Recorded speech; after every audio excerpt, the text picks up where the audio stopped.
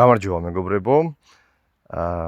შეიძლება ბევრს აინტერესებს, რომ ნახა როგორ დავრგე საზამთროდან ესვი, აბა ერთი რა მოისხა ამისმა უბარავმა, უთოხნავმა და ისეთმა ნესვმაო რა. ნუ იქ ხედავთ. აი ნახოთ. უბრალოდ ამდენი არ უნდა მოასხმევინოთ. ნახეთ. თუ გინდათ რომ დამსხვილდეს. მე დამსხვილება რა თქმა უნდა, ხა მე ერთ ცალს მომწყვეტავ პატარას, უნდა შევჭამო თავიდან ბოლომდე, ხო? და არც მეცალა. ყოველ ნაბიჯში ნესვიდებს.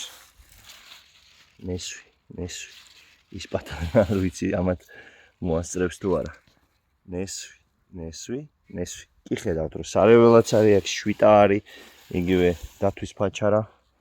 შორის ამისგან ძალიან კარგი ფუნგიციდი ყენდება. სოკოვან დაავადებებზე კარგად მუშაობს. ანუ უამრავი ნესვებია, ეხა იქაც რო გადავწიო, იქაც არ ვიცი. ჩანს თუ არა იქ ყვითელი. იქაც ნესვია, იმის გვერდზეც ნესვია. ნესვები არის ძალიან ბლომად. კი იცით რომ აქ არც დამიხნავს, არც დამიბარავს. გავთიბე, ორმოები ამოვიღე, ჩავდე ჩითილი და დავამულჩილე. იგივენაირად საზამთროზე მე გაჩვენებთ. ეხა ერთი პრობლემა მაქვს. ზუსტად როგორ გავიგო, როდის არის წიფე გარდა სუნისა და აი ეს ნახეთქები, ეს უკვე წიფეა. მოდი ამასაც გავტესტავ დღეს. აი წვიმებმა რომ მოუსწრე ხო 2 დღეა წვიმს და იწყო დასკდომა. ამას ვნახავ. ეს არის ლადა. და მრგვალები არის კოლხოზნიცა. მე მაქვს აქ ძირითადად ლადა და კოლხოზნიცა, გუშინ კი დავდე ვიდეო რომ მაქვს მაგათი თესლები ცოტა დარჩენილი გასაყიდად. ხო, აი ასე არის რა, აი ეს არის ნესვის კვალი ჩემი. და სიმართლე გითხრა, ეს ერთი კვალი ჩემთვის მაგალითად ბევრია, იმდენი ნესვია აქ.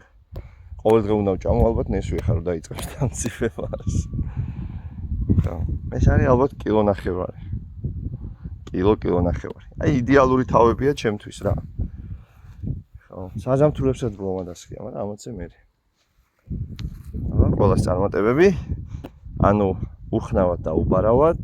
მე არ გეუბნებით რომ კომერციულად სახლის პირობებში, როცა არ გაქვთ ბევრი დრო და არ გინდათ ნიადაგი გააღარიბოთ, გააფუჭოთ, აი ნახეთ ხა.